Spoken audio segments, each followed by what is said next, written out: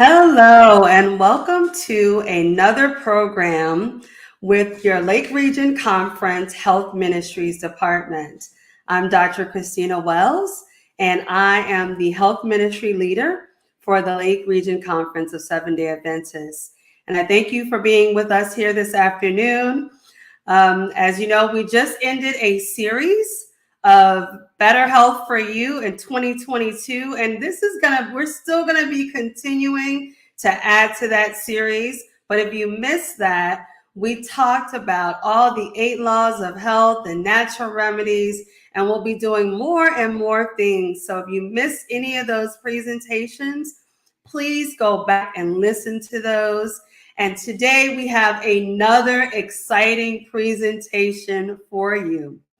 Today we have Dr. David DeRose, and he's going to be talking to us about how to transform our health and how we can do that in as little as 30 days, and how we can start by making our blood healthy. So there's going to be a lot of exciting information.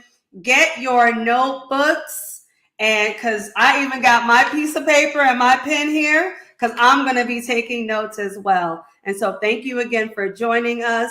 On behalf of the Lake Region Conference, I bring you greetings from our administrative team, and thank you just for all of your support. I ask that you would please take a moment and share this link with family and friends, and allow them to either watch it live or during the rebroadcast, because there's going to be some exciting information that's going to be shared today. Now, before we begin, I just want to give you a little bit of information about who our presenter is for today. Dr. David DeRose, MB, MPH, currently serves as president of Compass Health Consulting Incorporated. He is a physician holding board certifications in both internal medicine and preventative medicine. He also earned a master's degree in public health with an emphasis in health promotion and health education. In addition to his conventional training, DeRose has 3 decades of experience with lifestyle medicine and other natural therapies. Known for his knack for explaining difficult subjects, he is a popular talk radio host, heard weekly on over 170 stations. He is also a public speaker and writer, being published in peer-reviewed medical journals as well as in the lay press. He is co-author of the best-selling book, 30 Days to Natural Blood Pressure Control. His most recent release, The Methuselah Factor, makes the complex subject of hemorrheology, and that's a word we're going to learn about today, practical and understandable to lay and professional audiences alike. I am so happy to have Dr. DeRose with us. He is such a kind and warm spirit, and I'm thankful that he's here with us today. And before we begin, I'm just going to have a quick word of prayer. Dear Heavenly Father, Lord God, thank you again for bringing us to another day. Lord God, please open our minds to receive the information that you would have for us today. In Jesus' name I pray, amen. Hi, Dr. DeRose, how are you? I'm doing well, Dr. Wells. Thank you for your enthusiastic introduction. Thank you so much. I am so excited to learn more about hemorrheology. Did I pronounce that word right? You got it. You got it. Just like the doctor that you are. Yeah, definitely. Hemorrheology, it's a fascinating science, and we're going to make it practical, tell folks about a lot of things they can do to actually improve it. But before we tell them how to improve it, we're going to tell them why it's important. Good, good, good. So I'm just going to pull up your presentation here. And again, thank you for being with us today. And without further ado, we'll let you go ahead with your presentation. Thank you. Well, it is great to be with each one of you, whether you're joining us live or whether you're going to jump on and watch this after it's recorded. We're speaking about truly an exciting topic. I call it the Methuselah Factor. It is really breaking down the very cutting edge science of hemorrheology. And with that background, let me just tell you a little bit about one of the things that gets people excited about the topic. Well, you're joining us if you're with us live on time because you have some type of timepiece. It may not be a wristwatch anymore. It might be a smartphone or something else that you're using to give you some time cues. But the point is, what I've noticed is most people, well, it's not all that far along in life that they start asking the question, is there some way to turn back the clock? It may be someone in their 30s. They're thinking, boy, if I could just run as fast as I could when I was 22. Maybe someone in their 50s is just thinking, boy, I felt so much better when I was in my 30s. The question is there really any way to turn back the clock? And what's exciting to me about this topic is it does really, the science of hemorheology does offer us some possibilities of turning back the clock. And so I want to just kind of take a look with you at that whole thesis because hemorheology is something that's been written about in the medical literature for literally decades. It is defined in medical dictionaries, just as I've displayed it here for you, the science of the physical properties of blood flow in the circulatory system. If that doesn't sound scholarly enough, how about this one? The science of the relation of pressures, flow, volumes, and resistances in blood vessels. You say, okay, well, that doesn't tell me any more than I knew before you started talking. Well, let's just break this down because hemorheology is, if you think of the roots of the word, hemo refers to blood, and rheology has to do with the science, study of, if you will, the science dealing with the flow properties of complex fluids or matter. And blood is a complex substance. It's may look homogeneous, may just look like, oh, that's blood. But no, it's made up of cells. It's made up of protein. It's made up of platelets and red cells and white blood cells. There's a whole host of things. Nutrients are running through your blood. Oxygen is being carried by hemoglobin. So basically, you've got this whole system, this circulatory system, and really at the heart of it are your blood cells and the ability for those blood cells to flow in your body freely is described by hemorheology, or hemorheology can describe that they're doing poorly. So you want to optimize your hemorheology. Probably the easiest way to look at this is we're talking about blood fluidity. We're talking about the science of blood fluidity, and we're talking about a science that says how can we get our red blood cells going where we need them? Because after all, they're involved in gas exchange. You're not going to get oxygen to your tissues without the red cells. The blood itself is carrying your glucose, your sugar, your fuel. It's carrying all your nutrients. So basically, how can we optimize circulatory health? Now, it may seem straightforward enough that this is an important topic, but if you want to look at it another way, just to put it in a nutshell, if you will, hemorheology is the science that describes how effectively blood flows through your body, nourishing your tissues and eliminating wastes. Now, some people say, well, yeah, I'm hearing what you're saying, but where did all this Methuselah factor come from? What does that have to do with hemorheology? Not everyone is a medical doctor like Dr. Wells or myself. And when I put a name up like hemorheology, I realized early on, I've been giving talks on this subject for many years just because it's so fascinating and such an integrating topic. As you talk about a healthier you in 2022, uh, what kind of can help you really integrate all the things you've been learning? And one of them I would suggest is hemorheology. But we're going to talk for some period of time today. And let's say you get really energized about what we speak about, and you get on the phone, you send a text, or you uh, drop an email, whatever you do to connect with somebody, and you say, hey, I just heard this great lecture. Let's say you're talking over the phone. They say, what was it about? You say, oh, it was about hemeril. It's just kind of awkward, right? So I give you permission to call hemorheology the Methuselah factor. And the reason I call it the Methuselah factor is hemorheology is associated, it's connected with longevity.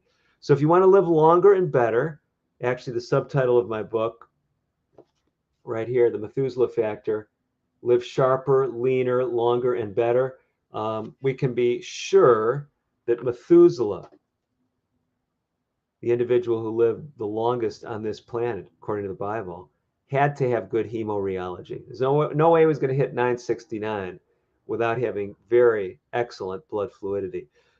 Methuselah factor or hemorheology, And we've already alluded a little bit as to why it's important, but this is a statement that some of you may have heard. Perfect health requires a perfect circulation. It's actually from a little book called The Ministry of Healing. And that cutting edge book transformed my life. It's transformed the life of many people. And this concept, I know when that, it's an old health book. Ministry of Healing was written in 1905. I can be sure that a lot of people, when they read that back then, or even more recently, they said, "Oh, what nice poetry! What a, how aptly put. Perfect health requires a perfect circulation. It's just, quite an exaggeration or whatever." No, this is cutting edge medical science. This is the science of hemorheology. This is the Methuselah factor. If you want to have perfect health, you've got to have good hemorheology. You've got to have a good Methuselah factor. And let me just illustrate it in several ways. First of all, the topic that we're talking about today is not just some esoteric topic, but it's resonating with people throughout the country, throughout the world. I didn't look in the last few days, but Amazon's ratings change hourly. But the Methuselah Factor is consistently in the top 50 preventive medicine titles on Amazon. Over 250 people have reviewed the book the last time I checked, and getting generally very good reviews because people are actually changing their life with what they're learning in this book. And we're going to try to give you the keys in this presentation, so you don't even need to pick up the book. Hopefully, if I can help you with that, that'd be great. So we've already talked about Methuselah, and I want to move on to the medical science today. So the Methuselah Factor book, if you're to pick up a copy, I'm just paging through mine, right here in front of me. The way the book is laid out, the first 12 chapters go through 12 different areas where, as you improve these things, you improve your blood fluidity. Okay, so it's actually the first 13 chapters, and it's 11 things because we've got an overview in the first chapter and some a second chapter, kind of how-to chapter. But chapters 3 through 13, 11 different topics on things that will happen, benefits that you'll accrue if you actually implement the Methuselah Factor approach. So let's talk about some of these things. And we've got actually a graphic right from the book here. This is figure 1. And here's a list of the different things we cover in those 11 chapters. We show people how, if you improve your blood fluidity, you're going to decrease your risk of a stroke. That's right. Even if you've got high blood pressure, even if you've got diabetes, you can still lower your risk of stroke. Now, I'm not saying you shouldn't control your blood pressure or control your diabetes, but this is these blood fluidity factors are independent risk factors. In other words, that means they're additional risk factors in addition to the things that your doctor's been talking with you about. So we're going to look at that. So stroke, coronary artery disease, you're concerned about a heart attack, runs in your family. Everybody by the time they're 60 has a heart attack. You're 59 and a half. You're getting concerned. By the way, you should have gotten concerned before you were 59 and a half. But anyway, you get my message. Blindness. The leading cause of blindness today in America is diabetes, but other major causes of blindness come in the form of glaucoma and macular degeneration. All three of those things, diabetic complications, as well as glaucoma and macular degeneration, all have a connection with blood fluidity. We're going to look at some of the research showing that. You improve your blood fluidity, you're going to preserve your vision longer. A lot of these things so far may sound kind of obvious. Oh, yeah. Circulation, yeah, it's related to your brain. Sure, it's a stroke. It's interruption in circulation of the brain. Yeah, it makes sense. Heart attack, oh, yeah, well, it makes sense. Eye health, oh, it's starting to kind of push the envelope for some folks. But then cancer. What does cancer have to do with blood fluidity? I'll show you some really interesting data about that. Cognitive decline. If you want to keep your mental faculties as sharp as possible, as long as possible, you have got to be concerned about the Methuselah factor. You got to be concerned about hemorheology. You'll even lower your blood pressure if you get serious about what we're going to talk about in this presentation. Like I mentioned already, diabetes and its complications, you'll decrease your risk of diabetic complications with this approach. That's what the research shows. Now, people say, well, for any individual, can you guarantee that? Of course not. I mean, all these things have multiple factors. But if you look at the population, when we improve blood fluidity, you're going to get all these benefits. It's going to make you less likely to gain weight. And by extension, if you're trying to trim down some pounds, putting the Methuselah factor into practice can help you in the weight loss area. Arthritis, isn't that amazing? If you've got joint pains, you want to improve your hemorheology.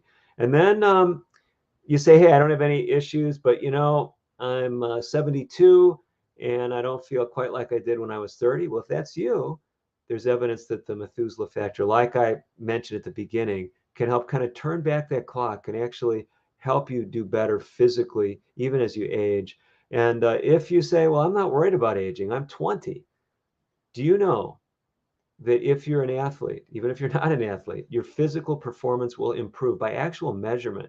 Multiple studies looking at athletes, they improve their blood fluidity, their athletic performance improves. So just really important stuff. I'm not going to go through every one of these 11 in detail. We just touched on each of them briefly, but let's take a look at some of them. This is just kind of that list we just went through, kind of blown up for you there. If you couldn't read that initial slide, if you're on a smartphone or something and straining to see it. But let's just kind of go down the list and look at a few of these. We're going to start with stroke. So this is a fascinating study now, approaching 20 years ago, where they did this. And by the way, it's in a journal entitled Clinical Hemorheology and Microcirculation. That's right. There's whole medical societies, medical journals, books that have been written on this, even though I find that most lay people, even many health professionals, haven't heard of this really important science, hemorheology. 2004, let's get the picture. Nearly 300 people, all with what we call cerebrovascular disease. They've all shown either that they've got serious disease by having a stroke, or they've had a TIA, transient ischemic attack, which many of you realize is just like a stroke, but it fully reverses, usually within a matter of minutes, but by definition within 24 hours. So you've got these individuals, they've got problems, historical problems with blood supply to their brain. They're going to compare them with 73 healthy individuals, and they're going to look at blood fluidity factors. They're going to say, is there any correlation, is there any relationship to blood fluidity with stroke and TIA? And indeed, that's what they found. There's 4 determinants here that you're looking at. And the slide got just a little bit corrupted in the process, but I think you can read it fine. These 4 factors are 4 of the many factors that affect blood fluidity. Let me walk you through them, because in this research, each of them was found to increase your risk of stroke or TIA. The first one is hematocrit. Hematocrit is the percentage of your blood that is made up of red blood cells. The higher it is, the worse your blood fluidity. So think about it this way. You go in and you say, am I anemic? Doctor says, no, your hematocrit's great. Well, the problem is great may not be all that great if your doctor isn't serious about hemorheology. Higher hemoglobin levels, higher hematocrits actually make blood flow worse. So it's an important consideration because it's increasing your risk of things like heart attack and stroke. Then we've got plasma viscosity. So viscosity is a measure of fluidity very directly. So let's see what I've got here. Okay. I've got some water in this jar. You see, this just, flows very smoothly. It has low viscosity. If I had honey in this jar, it wouldn't be doing that, right? It wouldn't just swing rapidly from one side to the other. Or molasses. So those things have more viscosity. So you want low viscosity, plasma viscosity or whole blood viscosity, 2 different measures, but similar. So plasma is the fluid portion of the blood. Whole blood has the blood cells in it. Then we've got plasma fibrinogen. Fibrinogen is a clotting protein. The higher this fibrinogen level, the greater the impedance is to blood flow. In other words, poorer blood flow with higher fibrinogens. And then the tendency of your red blood cells to clump together. Most people don't think about this, but there's certain situations that can make the blood cells very much more likely to clump together. Anything that affects the red blood cells, so it doesn't allow them to flow smoothly and freely through your blood vessels, can be a problem. Let me just give you an analogy so we can try to make this as practical as we can. Some years ago, I was lecturing throughout the country of Italy. We were in Italy giving health lectures in a number of different venues.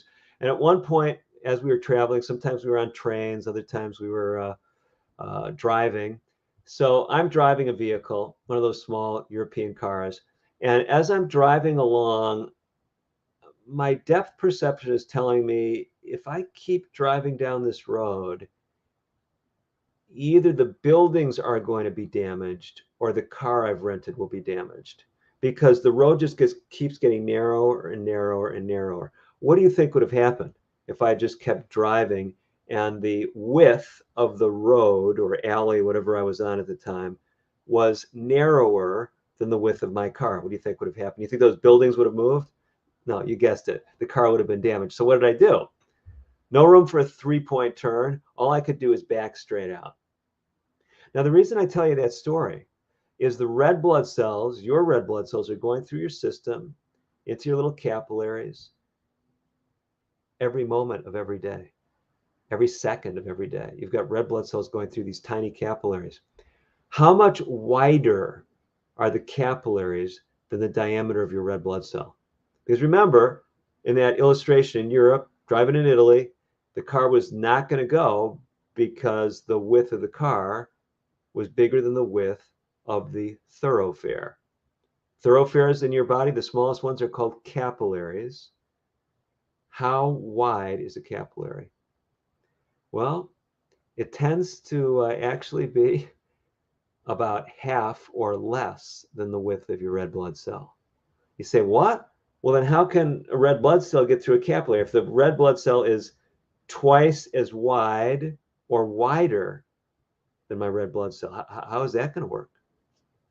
Well, here's how it works. The Creator has designed your red blood cells. They have a technical shape called a biconcave disc. It's kind of like a donut without a hole in the middle, just a depression.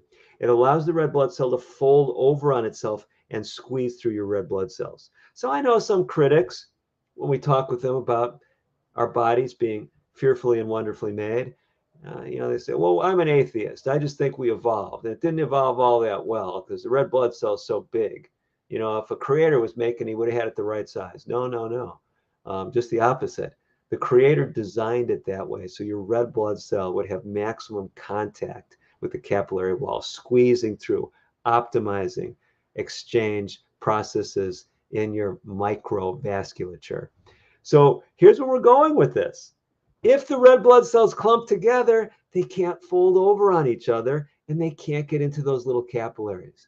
So it's so critical that you keep those red blood cells healthy, you keep your blood healthy, you optimize your Methuselah factor. I'm going to tell you how to do it in just a little bit, but I really want to underscore just how important this stuff is because a lot of people say, oh, okay, yeah, I get it. It can increase my risk of stroke, but that's probably not a real big increased risk of these problems, is it? Well, let's take a look. Let's go to our next connection, and that is with coronary artery disease. So this is, of course, the cause of heart attacks. And we want to just take a look. How important are these risk factors? Are they really significant? These hemorrheology, these Methuselah factor risk factors. Well, you've already heard me mention, and this first one is fibrinogen. So a little bit as we imported these into the presentation program, it's kind of truncated some of my labels, but the first one's fibrinogen, and the next one's viscosity. The final one is white blood cell count. And if you do have the book, these graphics are in the book. So this is going to be in the chapter on heart disease, which is chapter 5, I believe. Chapter 4. Okay. So chapter 4 on heart disease, and you'll see this very same graphic. And I'm turning to it just to make sure I'm telling you the truth, which I was.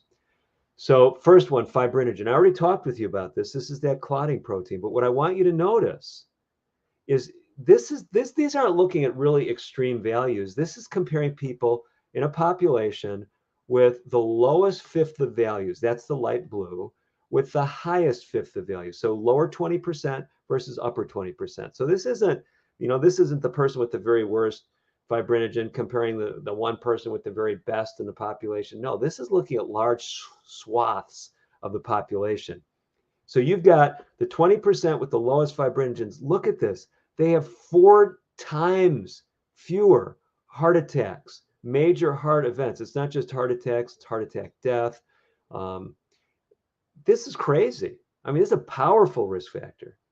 Viscosity, again, over 4 times the risk of having a heart event if you have poor viscosity as compared to having good viscosity. So if you're in the best 20%, you're going to have very low risk compared to those in the highest category. And you say, well, this is sobering, isn't it? How come my doctor's not measuring my fibrinogen or my viscosity? Well, I don't measure me either. Most of these are done in research labs, but I'm going to tell you ways that you can improve these numbers. To me, that's the real focus, because regardless of what your numbers are, you want them to be better. But that last set of bars is the white blood cell count. And this one gets a lot of people surprised.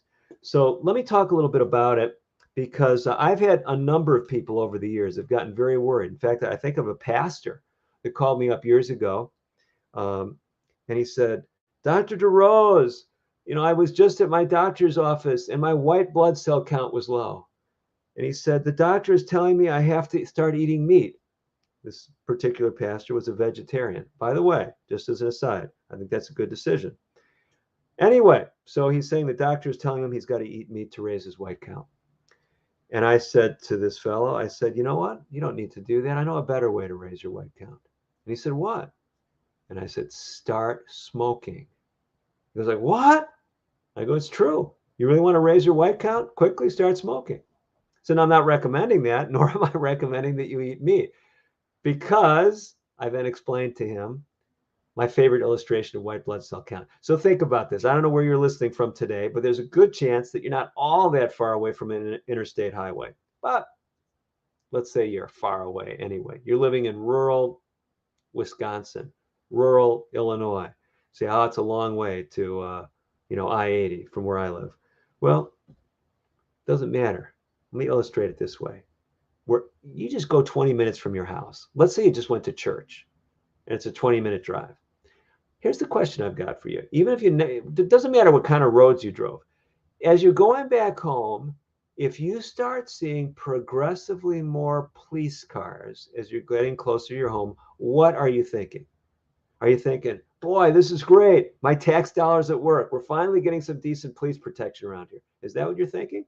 Well, maybe, but as you get closer and closer, you're within a few blocks of your house, it just seems like police cars are driving all over. What are you thinking? And if you pull in your driveway and there's 5 squad cars there as you pull in, are you thinking, oh boy, great, the police are really looking out for me? No, you're thinking what? We got big problems. What's going on? What happened in the neighborhood? What's happening at my house? If you think of the white blood cells as being like the police cars in your body, this will drive this point home. You don't want lots of police cars, okay? You don't want lots of squad cars around, because they're only supposed to come when there's a problem, right? You following along? So here's the point I'm making. If you're on a healthy lifestyle, you will tend to have a lower white count, and that is actually good, because higher white counts make your blood less fluid, okay? I can guarantee you one thing. If you get really serious about this 30-day program and you measure your complete blood count, your white count's going to go down. I mean, we see it all the time. When I've worked in intensive lifestyle change programs, person's white count would come down dramatically. And that's a good thing. It's not like, oh, what if I get exposed to a germ? No, you got plenty of white cells to fight off the germs, the bacteria, whatever you're worried about.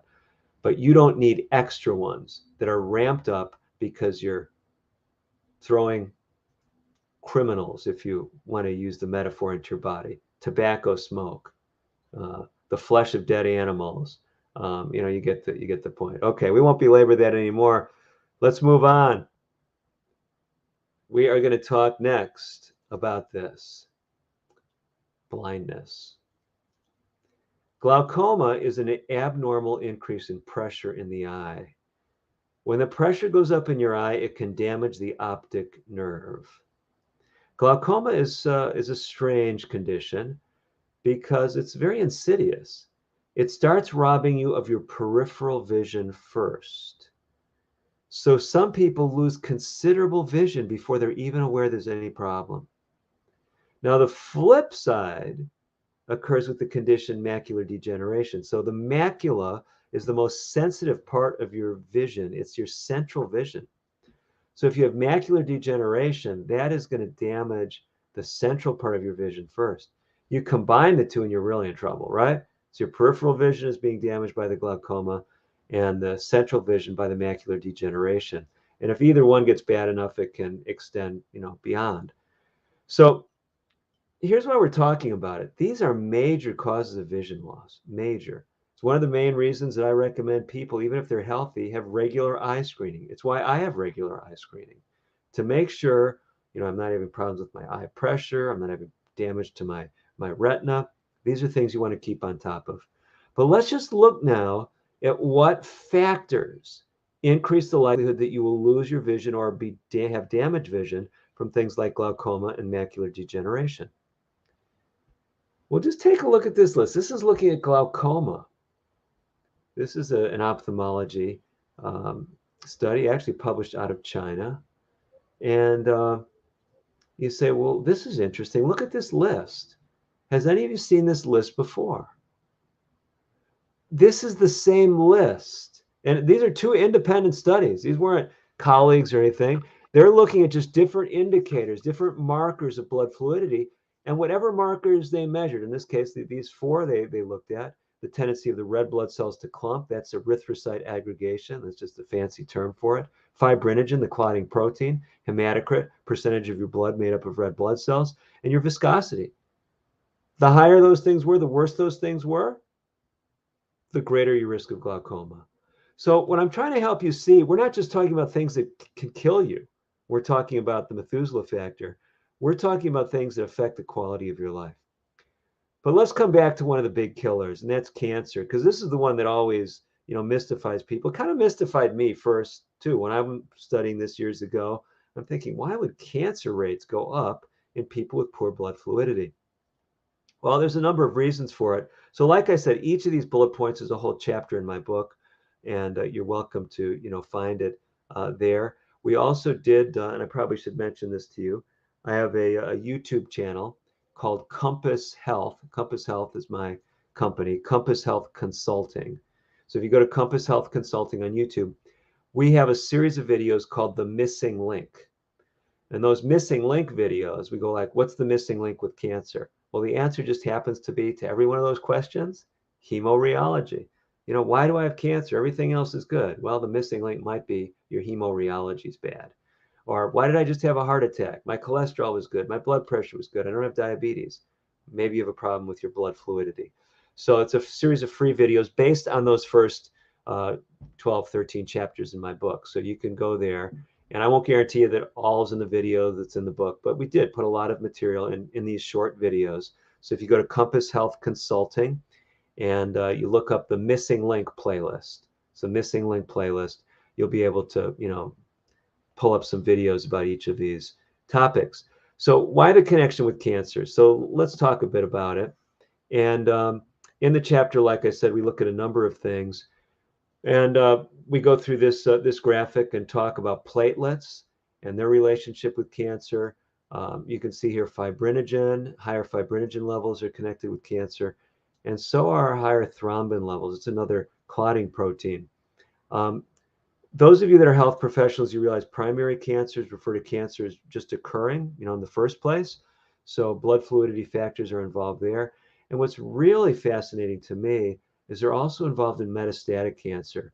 So this is something really important. If you're a cancer survivor, if you have a loved one who's dealing with cancer, they want to be focused on improving their blood fluidity.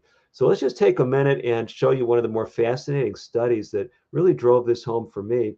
This was a study, again, in that journal, Clinical Hemorrheology and Microcirculation. It was a study of women with female cancers. They measured plasma viscosity as well as some other markers of hemorrheology before these women had surgery for their female cancers. Some of them had cervical cancer, the opening of the womb. Others had ovarian cancer. And what they found was if you measure these markers of blood fluidity, now this should come as no surprise to you, the worse those measures were, what did they find? You see it right there. They were more likely to have thrombosis. That's a clot. So you say, well, yeah, that's pretty obvious, right? If your blood isn't as fluid, you're more likely to have a clot after surgery. So what's so novel about that? Well, take a look at that last bullet point on the slide. They also found that viscosity was a significant risk factor for overall survival. So if you've got ovarian cancer and you want to survive it, what do you have to be concerned about? Your hemorrheology, your Methuselah factor. You say, well, how does that make any sense? The authors explained it, and although I've quoted it directly from their paper, I will put it into lay language for you, especially if my slides will advance. So let's see if we can get them to cooperate here. Okay. Well,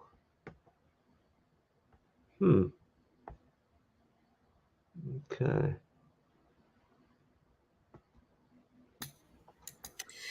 Yeah, they're not advancing here. I Okay. even tried advancing them on my slide, and they're just I'm not sure why they're advancing. Let me just pull it down, and then I'll pull it back up and see Yeah, if it yeah. And will. I'll read you from my book. So I'm going to the chapter on cancer, and I'll just read you their statement. So we've already talked about a number of these things, but I am turning to the chapter on cancer. And here we go. This is from the study that I just quoted for you. Okay. It says the association between cancer and hemostasis, that's another way of talking about the factors that are involved with hemorrheology, as well as inflammation, is widely accepted. You say, okay, so specifically why? Well, let's listen to their description. In gynecologic cancer patients, the combination of an increase in RBC aggregation and plasma viscosity impairs blood flow properties. So what are we talking about? Okay, let's just stop. So we're talking about this study again.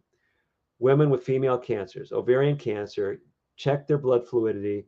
The worse it is, the sooner they're going to die. Maybe weeks, months later after the diagnosis and after the surgery. And they're saying the reason why is because these measures of blood fluidity, are basically showing impaired blood flow properties. That's impaired hemorrheology. And as a result, it induces hypoxia in the microcirculation. What that means simply, what it's doing is the tiny blood vessels, those capillaries, aren't getting the oxygen that they need. They're not getting the circulation they need. And as a result, it says it favors thrombosis. So that means that you get microclots in your tiny blood vessels, like the capillaries, these tiny clots. It's not like your leg swells up. It's not like your, hand is white because it's impaired blood flow. No, you don't see anything, but it's the tiny capillaries. They're not getting the blood flow they need. Little clots form. Now here's the last element. That favors settlement of tumor cells and thus metastasis. So the whole point is, this is one of our understandings of how cancer spreads, is when you have a cancer, many cancers are putting cancer cells into the bloodstream all the time. But your white blood cells see those cancer cells, they gobble them up, and they can't set up camp. They can't set up spread or metastasis.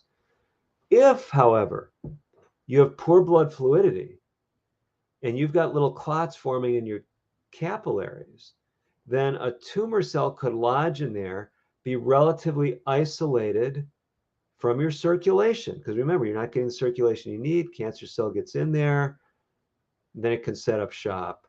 And basically, there's the statement. Thank you, Dr. Wells. Can set up shop, and you can end up succumbing to metastatic cancer. So hopefully that makes that understandable. I know it was a little disjointed with the slide vanishing there for a moment, but that's the connection for you. Okay, let's see if we can advance to the next slide. Let's talk about cognitive decline. There's a number of aspects of hemorrheology or blood fluidity that have a bearing on mental performance. And this is so critical. I don't think there's too many people today. You need to convince them that the better your brain can function, the better off you are. It doesn't matter whether you're a school kid or whether you're in the university getting your doctoral degree, or whether you're in the prime of life in your career, or whether you're retired and you say, I don't know how much time I've got left, but you want to keep your cognitive abilities. So let's just take a few minutes and talk about this. This is a fairly recent study. It was a study looking at incident cognitive impairment, basically looking at a national sample, both black and white uh, subjects in the study, men and women, not particularly old, greater than or equal to 45 years of age. So this is not looking at people, just in their 80s or 90s. And what's chilling about this is they measure this. There's significant cognitive impairment that is occurring at relatively young ages. And what they found is the things that predispose to cognitive impairment were the same kind of things we've been looking at. We've been talking about fibrinogen. Factor 8 is another clotting factor, and as it goes up, your blood fluidity worsens. D-dimer is an indicator of clotting in the blood vessels. So all of these things, they're measures that look at how well is your blood flowing. The worse it's flowing, the greater your risk. In just a short time, even in relatively young people, you're in your 40s, you say, I want to stay mentally sharp. You got to be concerned about this. You have to be concerned about optimizing your Methuselah factor. Now, just one thing simple you can do, and I'm going to do it right now. Not only do I have my water jar here, but I've also got a gallon jug down here of water. So I'm going to pour myself some water. And I'm doing it for an important reason. Whether you can see me doing it or not, because I am looking at this slide and it says plasma viscosity is strongly related to cognitive function.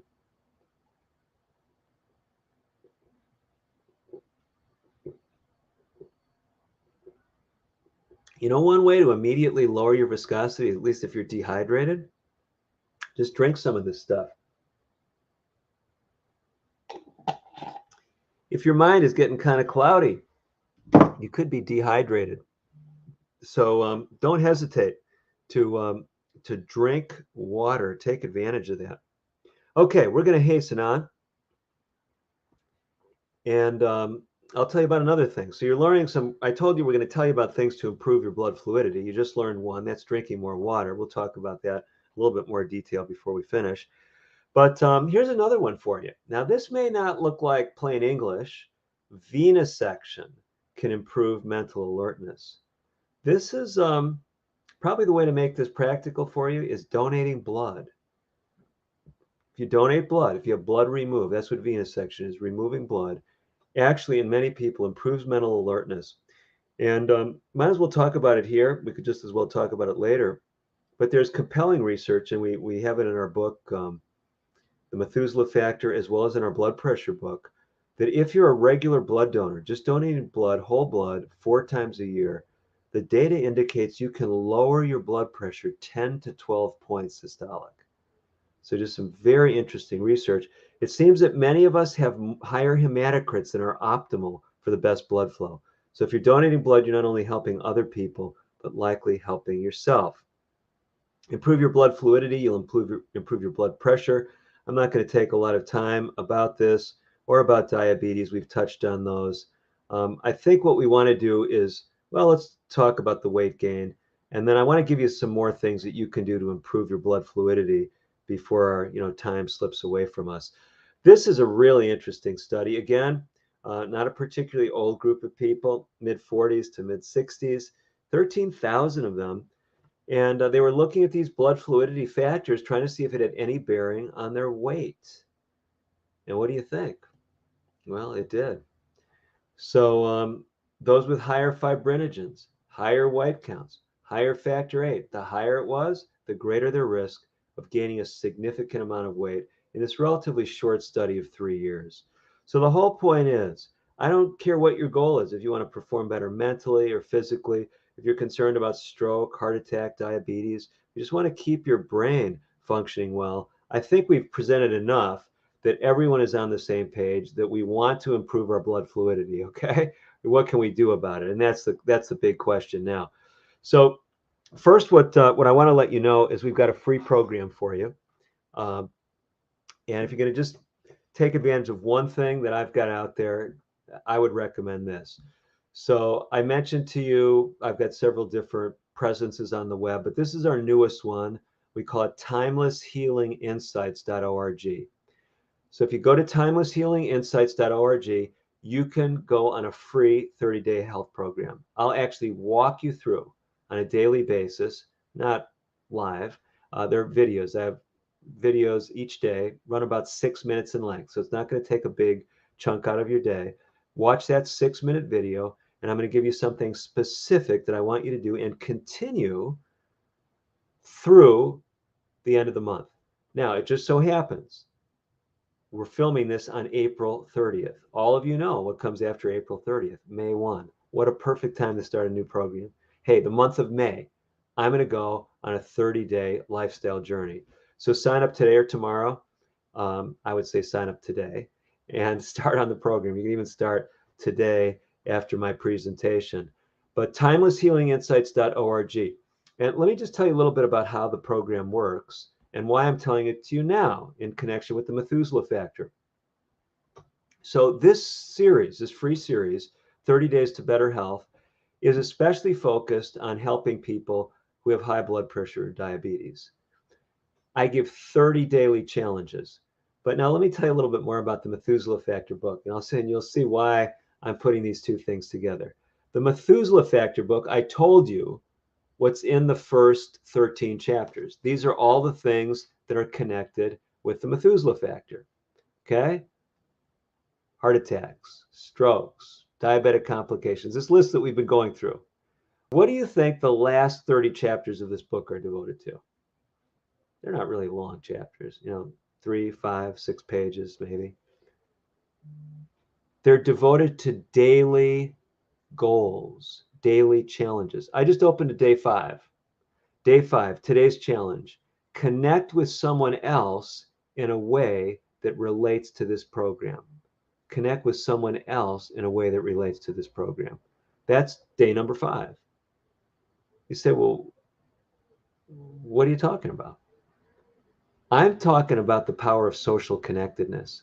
So if you're watching this with someone else, or if you're not, say, hey, go to timelesshealinginsights.org, sign up for the program. Wait a minute, you say, but I'm talking with you about the Methuselah Factor. This is 30 Days to Better Health. It's a program for diabetes and high blood pressure. Why am I putting these together? The 30 daily goals in this free video series are the same as the 30 daily goals in this book, okay? So they're designed to complement each other. Now, yeah, we have a whole video series for sale on my website, Compass Health. You can get it from that same timelesshealinginsights.org website. You'll see at the bottom, you'll see a banner for my Compass Health, and you could buy this. This is the kind of the upgraded videos that deal with the whole Methuselah Factor concept. But I want to give you something for free. Don't spend your money on this, at least not now. Okay, do the free program. Okay, it's the same goals.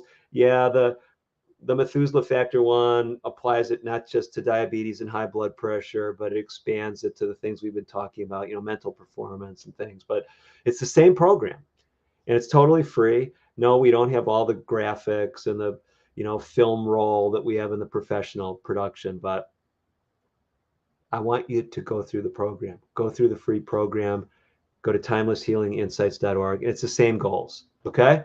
So you got the game plan. It's a 30-day program that we've put together for you. When you go to that 30 Days to Better Health link, timelesshealinginsights.org, when you sign up, what it'll do, it'll send you an email. Come in your inbox every day, and there'll be a link to the video for that day.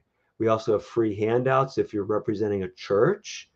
We have 1-hour videos once a week, the first 4 weeks. If you want, you don't have to watch those if you're just doing this on your own. But if you say, hey, I want to do this for my church, totally free. Here's a free health program you could do. You don't want to do it in the month of May. You want to save it for September, anytime, as long as the Lord keeps providing the funds to keep this website up. And because it's all automated, it's actually more expensive than just a simple website. But so far, the Lord's been blessing. But the point is, you can say, hey, let's go through this as a church. Let's invite our community. We're going to go through this 30-day program. We've got handouts there, recipes, worksheets, a 1-hour video that you could show in your church. I actually did it in my church in Fort Wayne, Indiana. Those were where we filmed these 1-hour videos. So it gives an overview what to expect the week coming up. You could show those in the church, and then you give people the assignment, watch these 30 daily videos, one a day at home, come together once a week, support each other, and you've got a very effective program. I say it's very effective because we've heard from a lot of people who've gotten some really great benefits. And by the way, we've got some great testimonials in that first. If you sign up for the program, day one, you'll get that 1-hour video as well as the 6-minute video for that day. And that 1-hour video, we've got a couple of great testimonials from people that have used the program.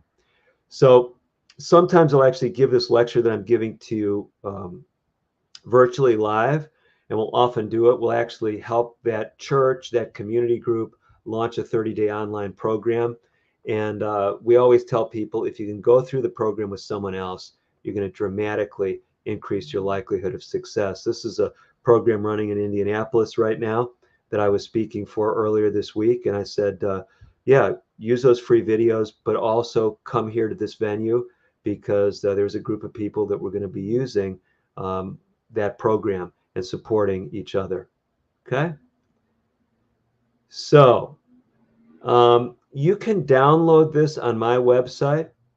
So go to the timelesshealinginsights.org. And if it's not readily apparent how you get figure 15 from the Methuselah Factor book, just scroll down to the Compass Health banner and go through the Methuselah Factor materials. We have some free handouts there too. But this handout, we always say, if you're doing a live program like in your church, make sure you have this figure and print it out. It looks like this. And what this is, it's a grid. It shows you each of the things we're adding each day to your program, and it's a checklist. So on day one, you've only got to be concerned about one thing. Day two, well, now you've got 2 things. Day three, 3 things. And we're just kind of adding different elements to the program as you go through it. Let me give you an idea what some of those things look like, because these are some of the very pointers that I wanted to give you. That doesn't project well. So there it is. Okay, day number 3 has to do with you setting a goal for exercise. We want everyone exercising on a daily basis. That's the goal in the Methuselah Factor program. Doesn't mean you go to the health club every day, but you do something. And we ask people to set their own goals. If they say, oh, I can't do it every day, well, then set a weekly goal for yourself. But during this 1-month program, we want you to set an exercise goal. And you can see if you were looking at figure 15, you get to choose the goal. We're not saying, oh, you got to do 60 minutes a day or, 2 hours a week. No, it's up to you. If you say, all I've been doing is walking between the kitchen and my bedroom, that's all I do. Well, maybe for you, just going out to your mailbox once a day, that's going to be really ramping up your exercise. So for someone else, they're going to have to ramp it up in another way, because walking in the mailbox just isn't going to cut it. That's no big deal for them. Day number 4, we encourage people to eat beans daily. So let's just talk about this. So let me give you some practical pointers here now, because we're talking about things that can improve your Methuselah Factor.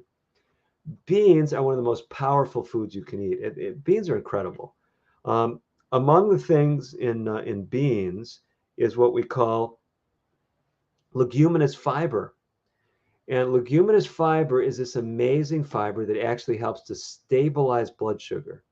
So if you have diabetes, you add beans to a meal. Let's say a typical meal at breakfast you eat. If your blood sugar is 100 when you wake up in the morning, you eat your typical breakfast, it goes up to 220. You add beans to that meal, your blood sugar may only go up to 180 or 160. Beans help to stabilize blood sugar. That fiber in the beans also has cholesterol lowering properties. I mean, it's just overall, it's just good for your circulation, good for your blood fluidity. And so beans are just a real winner because they're impacting a number of these metabolic processes that affect blood fluidity. But here's my favorite about beans. This leguminous fiber has a relationship to a hormone in your body called cholecystokinin. Now, some of you by looking at me might say, I think this guy was in medical school a while ago. I don't think it was just last week. And you're correct, okay? I've been doing this for quite a while. When I was in medical school, all I remember us learning about cholecystokinin was that it was a hormone that told your gallbladder to release its bile when you ate a fatty meal. But here's what we've learned since that time. We've learned that the cholecystokinin is also a powerful satiety-inducing hormone. It tells your brain you're satisfied. It tells your brain don't eat between meals. What do you think beans does to cholecystokinin? It actually raises levels. It keeps your levels of cholecystokinin higher, so you're going to feel less pressure to eat between meals. So if you're trying to lose weight, trying to control your diabetes, beans, just a huge winner. Day number 5, you already heard me refer to, connecting with someone else about this program. Now this one, sometimes people say, well, I'm not a very social person. It's a free online program. I'm going to go to timelesshealinginsights.org. I'm going to sign up, but I'm not going to tell anyone. No. If you don't engage with someone else, you're not going to get the full benefit of the program. And let's just take a look at some of the data that we share in the book. Here's that challenge that I mentioned. Connect with someone else in a way that relates to this program. That's the challenge for day 5. We encourage people to do that on a daily basis. Connect with someone. Call someone. Say, hey, you got a bean recipe. Can I go exercising with you? You're connecting with people. I'm doing this Methuselah Factor program. So let me go ahead and share some research with you. This is a study that was done in Switzerland, at the University of Zurich. They were looking for connections between social support and hemorrheology, blood fluidity. What do you think they found? Well, you probably guessed. The worse their social connections, the poorer their social connections, lower social support, higher levels of fibrinogen. We've already found that's one of the problems when it comes to blood fluidity. So if you want to, so here's what I tell people. When I'm lecturing in a church, a lot of churches will have me come out and do health programs. And when I'm in a church, we're doing a program for the community. I'll say, and I did this in this community center in the Indianapolis area just a few days ago. I said, if you're going through this program, you want to go through it with someone else. I said, if you can find a group of people going through it together, that's the most powerful. Where can you find people in your community that are interested in their health that'll support you on this journey? I say, look around you. So if I'm in a church, look around you. This church is sponsoring this health program. This is a health, and some people underestimate this. If you're, a regular church member attending church, your church is a powerful health resource in your community. Don't ever minimize it. And so we see this social connectedness powerful when it comes to hemorrheology. Okay, we are going to hasten on here. And let me just make this point. Because a lot of people say, okay, yeah, so it helps my blood fluidity, but you really got me worried about cancer. Will this social connectedness, will it help my blood fluidity? And will that help my cancer risk? I mean, how do we know? Do we really have any evidence of this? Well, it may not measure hemorrheology variables and bring it into the equation, but this is a study from the Nurses' Health Study. And they looked at women in this large data set that's administered by Harvard University. This large data set, they were looking at women who developed breast cancer during this particular time period between 1992 and 2002. And in that window of time, 2,800 women in that study were diagnosed with breast cancer. Could have been early stage breast cancer, stage 1, could have been advanced breast cancer, stage 4, anything in between. So they took everyone, any cancer diagnosis between those 10 years. They also, in that same window of time, assessed their social support, how socially connected they were. And what they found was really staggering, because this was a huge connection. So what you see here in this lower graph, breast cancer mortality, their likelihood of dying over that 8 or 10 year time span was over double if they were socially isolated as compared to, as you see it there, socially integrated. So just a huge, huge difference. But you say it wasn't just cancer mortality. It was all-cause mortality. Their risk of dying from anything. The worse their blood fluidity, the more likely they were to die. We saw that earlier, at least from heart attack and stroke and things, right? We saw those connections. But here now, they're not bringing blood fluidity into the question. I'm just saying social connectedness is not just a blood fluidity factor, but it impacts other things that we know blood fluidity impacts. So even if the study didn't say, well, is the connection because of poorer hemorrheology? I'm just trying to help you see that we have lots of data that these kind of things that we're talking about, these powerful lifestyle factors, do make a difference when it comes to often the diseases that we most fear. So really good news, simple things you can do. And I tell people, some folks they say, well, I'm not going to read some places in the Bible because that's scary. I want to manage my stress. I don't want to read Revelation, Book of Revelation. That's scary. But I tell people, the Book of Revelation is actually a book that is designed to help you thrive in the midst of challenge. Right now, I'm preaching a series on the topic of resiliency at the Fort Wayne First Seventh-day Adventist Church. And we're looking at connections between the medical science and the Bible and how God wants us to help us thrive instead of be overwhelmed when stresses come. And that's really what the book of Revelation is about. And if you think about that book, it is founded in a social context. That book, the immediate audience, the historical audience for the book of Revelation was 7 churches. Pretty amazing stuff, huh? 7 churches. And so it was designed to be read, the book of Revelation, in a social context. So I just really find this striking. Well, that might be enough on that topic, but we're going to move on and talk about some other things here. So I'm going to give you 10 additional strategies to help your blood fluidity, and Dr. Wells will let me know if I'm getting too carried away here, but we'll try to give you these in somewhat short order. We've touched on a number of them, and then we'll try to take some time for your questions. So we've talked about social support. Let's look at 10 more things. And some of these are review. We already did talk about the first one here, which is donating blood. Donating blood for many people does improve their blood fluidity. There's plenty of research on that. There's connections with better blood pressure, like I mentioned earlier. So we will hasten on from this to talk next about the next one. Oh, here's that study that I mentioned earlier, the 12-point lower systolic blood pressure in those that were regular blood donors, donating 4 times a year. If that went by quickly and you wanted the reference, it's from actually a transfusion journal in 2016. It's another European study. Okay, we talked about drinking more water, so let's look at this. I'm surprised that this data, which was originally published in the Seventh-day Adventist Health Study, I'm surprised that I find even many Seventh-day Adventists are not aware of this study, even though it came out, 20 years ago, almost to the day. Came out on May 1st, 2002.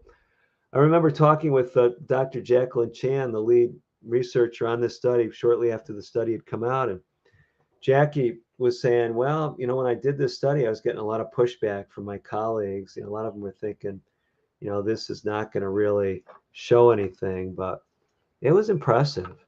And we're not talking about huge amounts of water. If you compare drinking 5 or more glasses, specifically greater than 5 glasses of water per day, with those who drank less than 2 glasses of water, you can see here that there was about a 2-fold difference in risk of heart attack, death. This is fatal heart disease. That's enough to inspire me to reach for my water. Wouldn't that do that for you?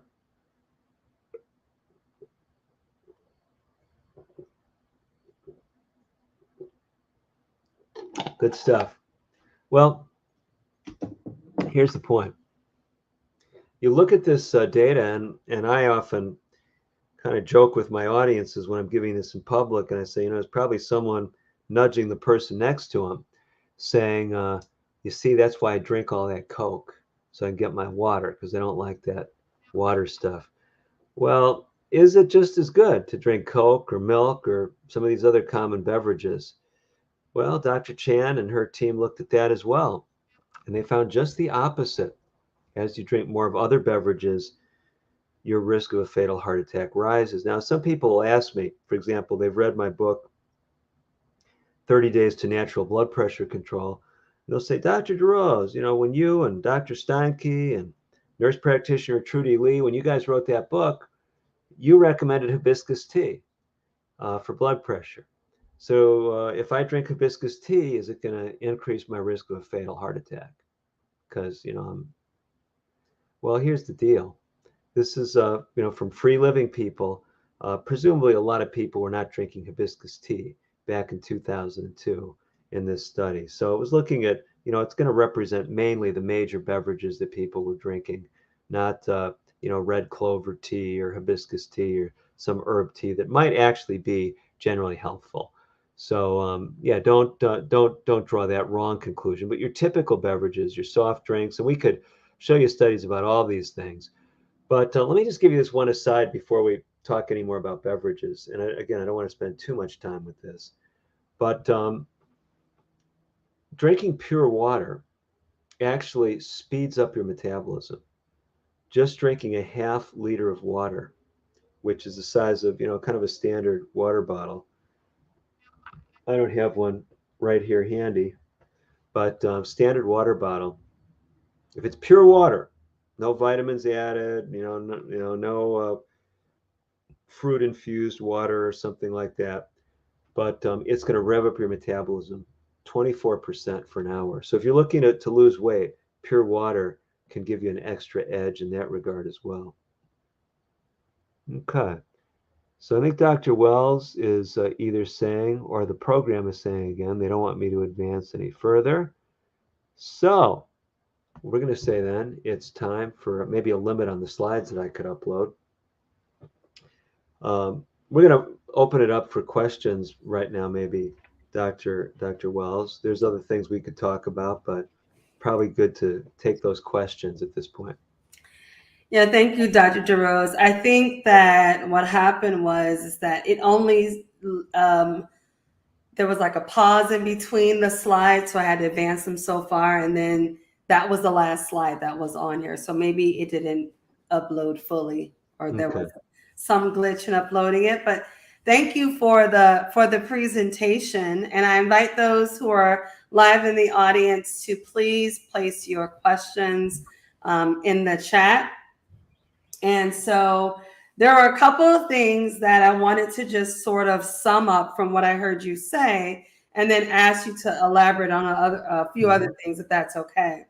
So far, you talked about that things are important for blood are fluidity, viscosity, the number of white blood cells that we have. And so you talked about some of the ways that we can help to improve those factors are drinking more water. And you know what? I'm glad that you started drinking water, because I started drinking my water here too. And I'm not always good at drinking water, especially when I'm at work, but I'm trying to be better at that. So I'll actually admit that I need to do a better job with that. You also mentioned, so drinking water was important for helping with our circulation and blood flow. You talked about donating blood. You talked about eating beans, which beans are like a superfood. They're great for everything. I have my patients reversing diabetes on eating more beans and things like that. And you also talked about social connections as a way to help improve our blood circulation. So can you give us some more practical tips, and maybe these were in your slides that we didn't get a chance to see, of things that we could do to help improve our blood circulation? Sure. So we talk a lot in the program, and this would have been in some of those other slides, about just eating more plant foods, period. So, it's a huge thing. And, there's so many phytochemicals, these plant chemicals that help with blood fluidity. One illustration I like to use is the anthocyanins. And the reason I like this one is because I tell people, I'm convinced my grandfather, who lived into his 90s, never heard of anthocyanins.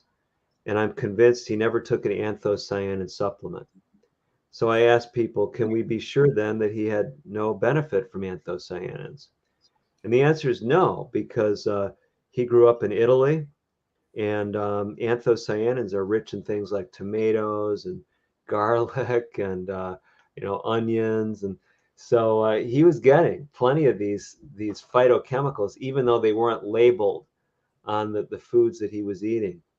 And why I make that point and use that illustration is because if you really want the cutting edge nutritional program, you want the creators whole foods, because we don't even know. I mean, I read a funny article once years ago, and they said, oh, like we've discovered 10,000 phytochemicals, and we believe there's 20,000 more that have yet to be discovered. So, well, how do you know how many there are yet to be discovered? And so the point is, the next, super nutrient hasn't even been discovered yet, but it's already in the food. So yeah, so eat the more plant foods you eat, the better. And I sometimes tell a story of how among my writing work that I've done over the years, I've done ghost writing and editing. I was once working for a small I had a job for a small medical publisher, and they wanted to do something on phytochemicals. So I'm doing all this research, looking at all the literature and all these amazing compounds and where they're found. And as I was going through that, I realized, I said, I can only eat so much. I told you, I had one grandfather who was raised in Italy. I actually had two other grandparents from Italy. So I grew up eating a lot of white pasta. And even though I was a vegetarian at the time I was doing this research, or I think I was still eating some white pasta at the time. And I said, this stuff doesn't have all the phytochemicals in it. It's not a whole food. I said, I've got to, just switch to the whole wheat pasta. That was many years ago. But the point is, if you start thinking in terms of what the creators put in the food and say, well, do I want to eat the one that's, refined and doesn't have all the nutrients and phytochemicals the creator put there? Or do I want the one that's loaded with these things? In the book, we talk about some of these phytochemicals and the benefits they have as far as blood fluidity. Great. And I think the reason why this topic is so important, because we know that the life of the animal, the life of humans is in the blood.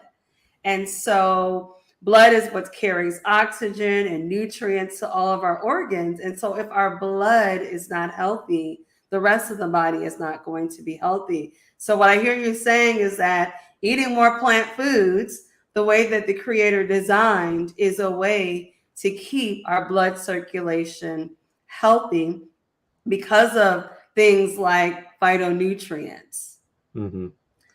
Yeah, Um, another really great thing we talk about in the book. I love this. This is day 9, and so prior to this, we've talked about aerobic exercise. We talk about isometric um, resistance exercise, and if people aren't familiar with that, it's where you're not actually, changing the muscle length.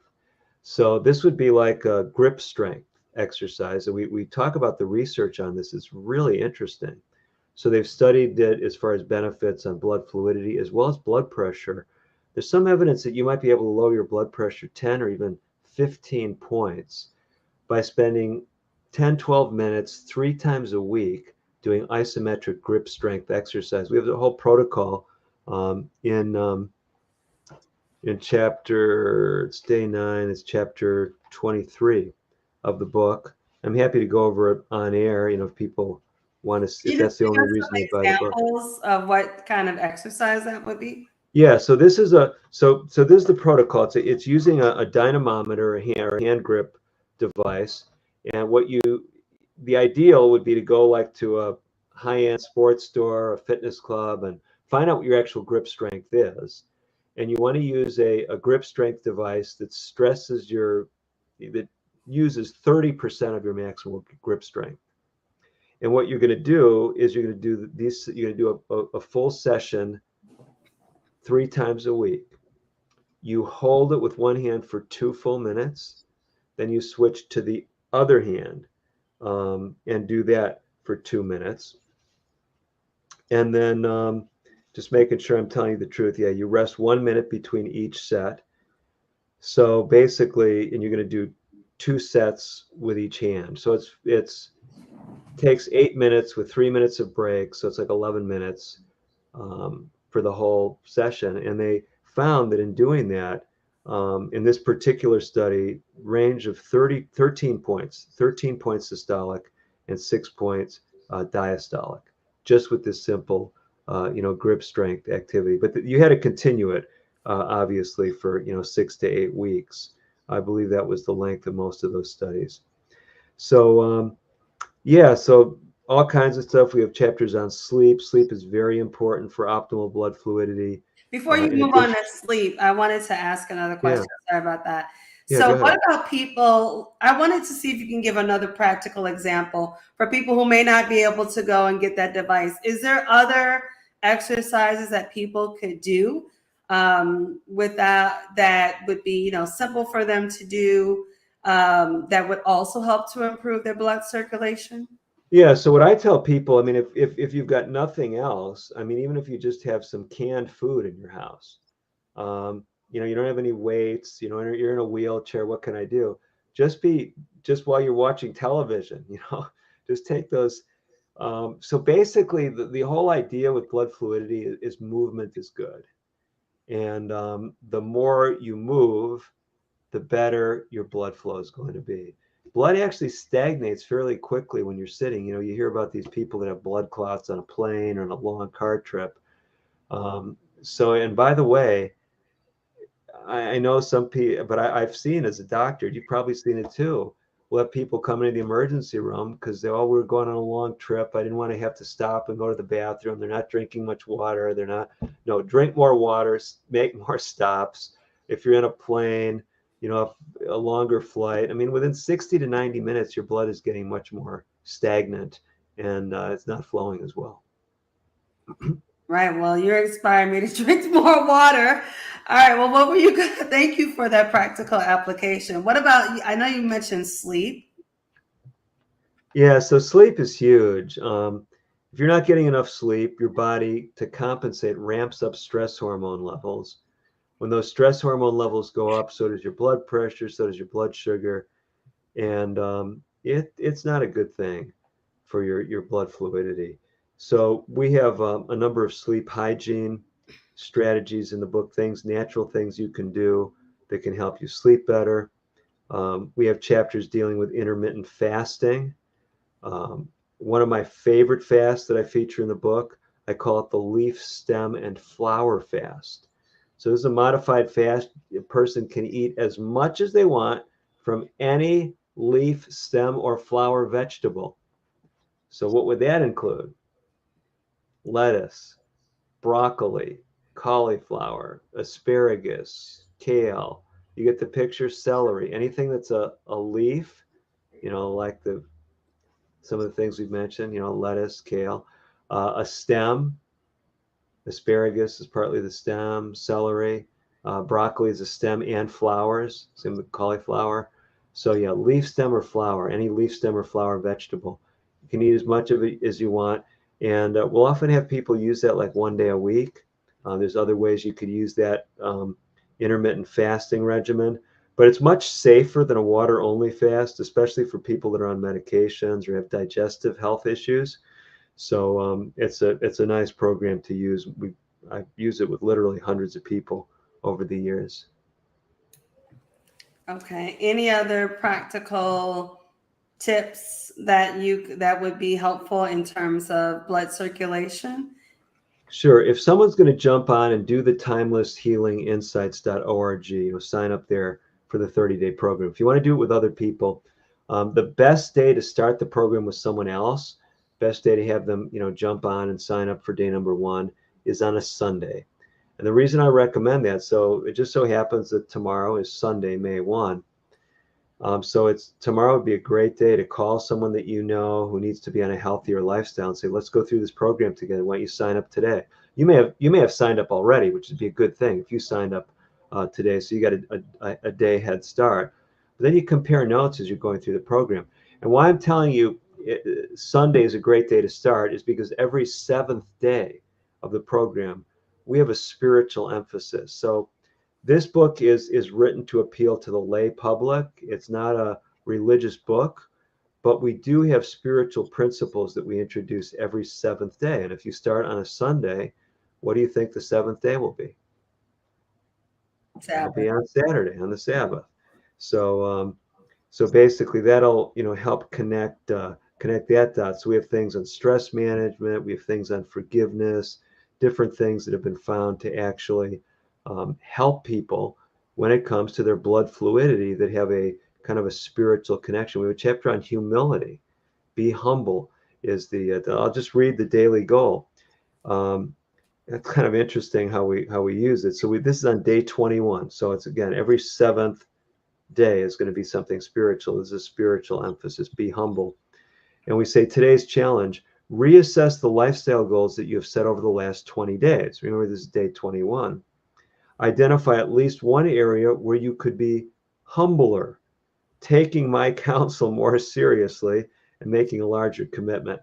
And part of this builds on the challenge for day number 1 is to be bold. As you're going through this program, be bold. Don't just, if I say increase your exercise, don't say, well, I'm walking 20 minutes twice a week. I'll do 21 minutes twice a week.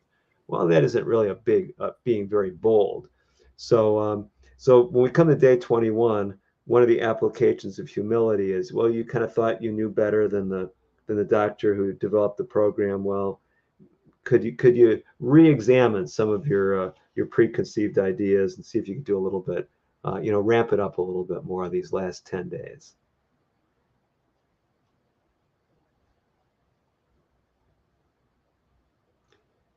So yeah, a lot of different options, Dr. Wells, in the book, and we'd love to have people engage with the program just using the free option that they've got. And maybe I'll mention to you another thing that I think is really exciting that we have in the book. Toward the end of the program, we deal with some powerful stress management strategies. So that's another great option that people have got. We have 3 days starting on day 23, I believe it is, where we give you a kind of a stress management program. And that's very useful for folks. We also do have some material on supplements, how dietary supplements could actually hurt, that's right, your blood fluidity. Some might help. So we talk about both. We talk about some things that can help your blood fluidity, some that can hurt it. Let me mention some of the ones that may be harmful, either to your blood fluidity or your blood pressure or your blood sugar, okay? So you may have heard of some of these. Bitter orange, ephedra, ginkgo. That's right. Although ginkgo may have some benefits as far as brain performance or brain health, it can raise blood pressure and maybe a problem with blood fluidity. We have ginseng on the list. The ginseng may help with your blood sugar, but it actually may raise your blood pressure. So yeah, a number of herbs that may be helpful, others that may be harmful. Yeah, I'm sorry about that. My electricity went out because we're having a severe storm here. So I have no light. And there's a really severe storm going on where I'm at. So that's why I got cut off. So we'll do a couple of more questions before we end the broadcast. And, hopefully the Lord will keep this all good and safe. So you answered the question about the burdock root and the red clover. Yeah, so I'm not worried about people using appropriate herbs medicinally, but do be careful. Make sure that there's not connections with these herbs and some of the conditions you're dealing with. Blood pressure is a surprising one. I was surprised when we started looking at all the commonly used herbs that can adversely affect blood pressure. So if you're not sure, what I tell people, if you're not sure it's safe for the conditions you have, then don't use it until you know it's safe. We also mentioned, for example, St. John's wort. It does have antidepressant effects, but it also has blood pressure raising effects. So, a lot of people miss these connections. Right. And someone asked, is beets okay for blood? Are beets okay? Hmm. Yeah, I know there's a lot of, it's become popular to use, beets as part of a blood pressure lowering regimen. Um, I am a little concerned about beets because they have a high glycemic index. That means they can raise blood sugar quite a bit. And insulin dynamics do have a connection with blood pressure, also with blood fluidity. So I think there's better things to use. When we wrote our book, 30 Days to Natural Blood Pressure Control, chapter 12 is devoted to supplements. We put what we thought the best supplements and best herbs and things were. Beets did not emerge as one of them. Doesn't mean you can't be helping you, but I do have some concerns about them. And someone asked about one of my most favorite foods that if I could eat it every day, I probably would try, and that's avocados. Okay. Well, I mean, I had avocados today. Uh, So yeah, avocados are a good food. I mean, they're a concentrated source of calories. So if people are trying to lose weight, you don't want to just be polishing off the avocados left and right. But any day, I take avocados over any spread, no matter how healthy anyone says it is. Now, I'm not talking about like a nut butter. I mean, those are, any of these whole food spreads is what I use. So use a whole, peanut butter, almond butter. I'll use avocado. I'll use hummus. These whole food spreads. You can say, well, hummus, a lot of it's made with, refined oil or something. But my point is, the more you use a whole food for a spread, don't use the margarines and those are really not anywhere near as good a choice as like avocado for a spread.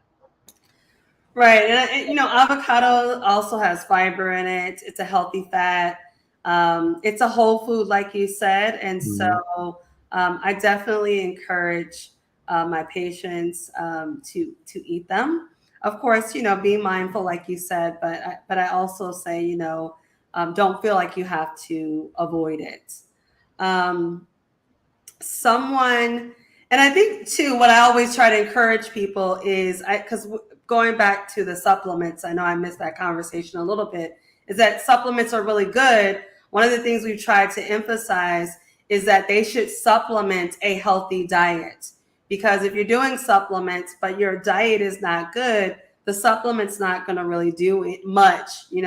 And so the important thing is to start off with a whole food plant-based diet, and then think about how you can add other things that may be helpful, such as supplements. Um, it's interesting. I had a patient this week who is recovering from heroin and is using Suboxone, and but was telling me how they were taking burdock root to help with like cravings, and so it was helping them with mental challenge as well. Hmm. So it's interesting that God has put a lot of things into plants to provide us with what we need. So someone asked, does a 30-day program have a shopping list that can be downloaded? Oh, well, that would be interesting. I mean, if you go through the program, you'll see, and I'll read you just some of the daily goals. So a lot of it is not just diet. So, we do have things like I've mentioned, and I can walk you through the headings for the chapters. Be bold. Call the bank. That means calling the blood bank. We talked about blood donation. Measure, measure, measure. That's the second day where we're talking about people, monitoring blood pressure, monitoring blood sugar. Move more. Exercise, of course. Be big on beans. Connect. Cut the caffeine. So caffeine has a lot of negative effects on blood fluidity. We recommend eliminating it.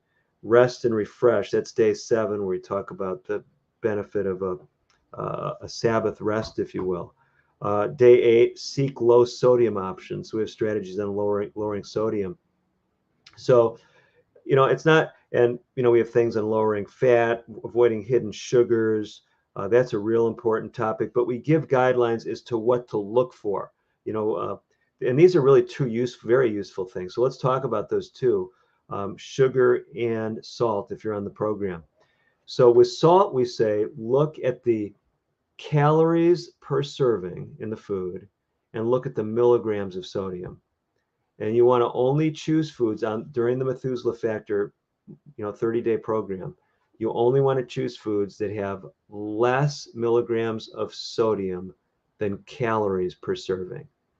So I'll often ask people, how do you think corn chips stack up on that? They'll say, oh, those are going to be bad. Say, what about corn flakes? No, that's going to be good. It's actually the opposite. Most corn flakes have double or triple the sodium of corn chips. I'm not saying you should eat a bunch of corn chips, but I'm just saying if you're following that rule of thumb, you may find some corn chips that don't have that much salt in it, but you're not going to find, it'll be really hard to find corn flakes that don't have more milligrams of sodium per serving than calories. The rule of thumb we use with carbohydrates is we say, look on the label, you take the total carbohydrates and you divide it by the simple carbohydrates. And that number has got to be 5 or larger. So you want the vast majority of your carbohydrate calories to come from complex carbohydrates or starches as opposed to sugars.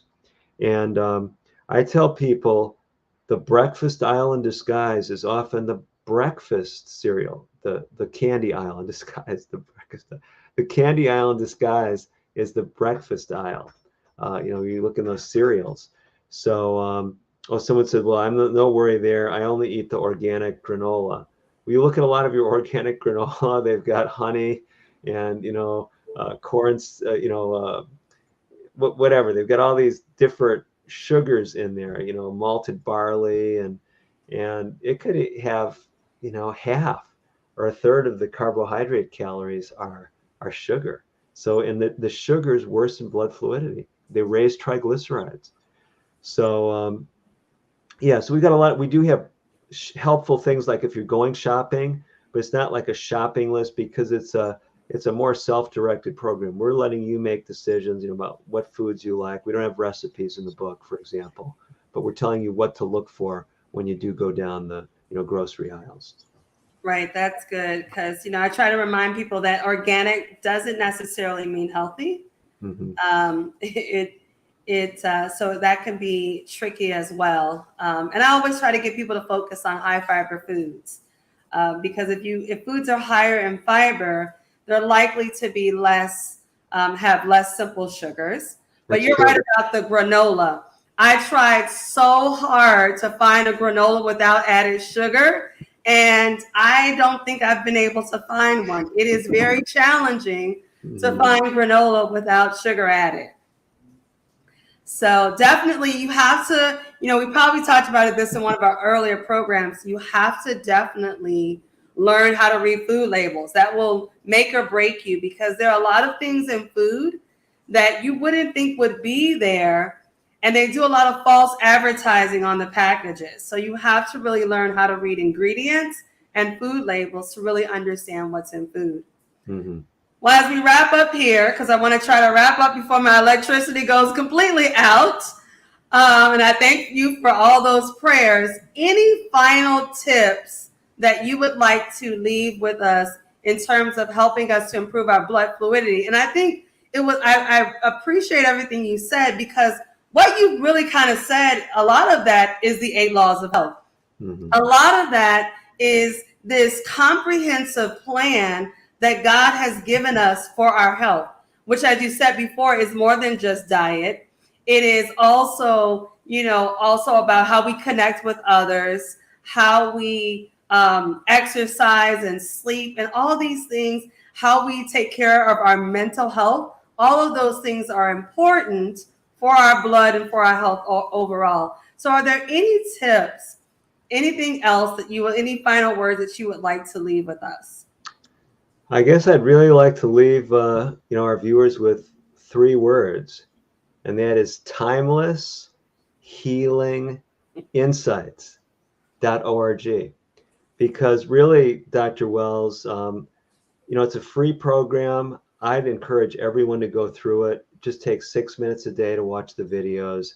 And you say, well, I don't really need that. Just learn about the program because you're going to meet people that need it for their blood pressure. They need it for their diabetes. It's the same framework we use for the whole Methuselah Factor program. So timelesshealinginsights.org, that'll give you a whole lot more than I can say in a few minutes. No, I appreciate that. And I know I did get some of the information from your church's website.